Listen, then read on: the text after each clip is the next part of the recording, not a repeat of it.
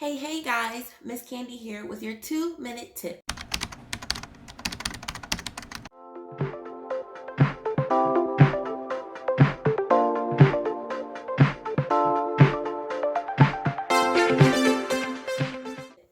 Today we're talking about assessment. What is assessment? Basically, we think of assessments as tests or writing on paper or scary things that, give us anxiety and make us want to end up with a sick day. However, assessment can be much easier. Assessment in early childhood education can come in the form of anecdotal notes or just simple observations of children's behavior. But what am I looking for? When I'm planning effective assessment, I'm looking for children implementing the ideas that we've discussed.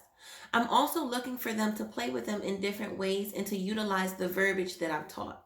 So if I overhear a child utilizing the vocabulary that we use in a lesson, that's an optimal time for me to observe and then perform an assessment using anecdotal notes.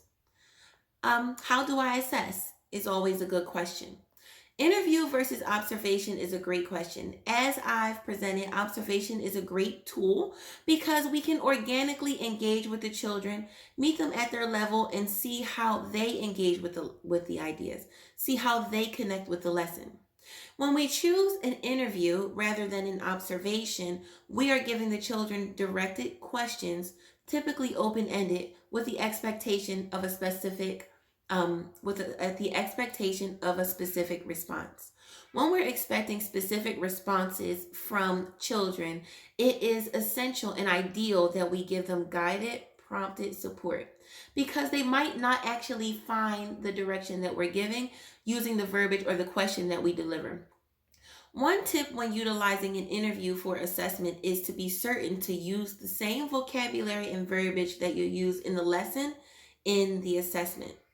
Further, what do I do now? I've assessed the child, I've got the information, big deal. The next thing you want to do is differentiate your planning or your lessons. So when you have a lesson plan to teach a specific topic, but you have one child that's at the top of the list, hitting all of the marks, and you have one who's falling somewhere around the median, which is typical, you want to differentiate the learning.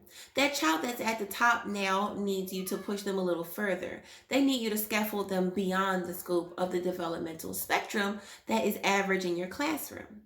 The child that's in the average obviously just needs to be scaffolded to the next level, and you need to keep them at the level that they're safe and comfortable with learning.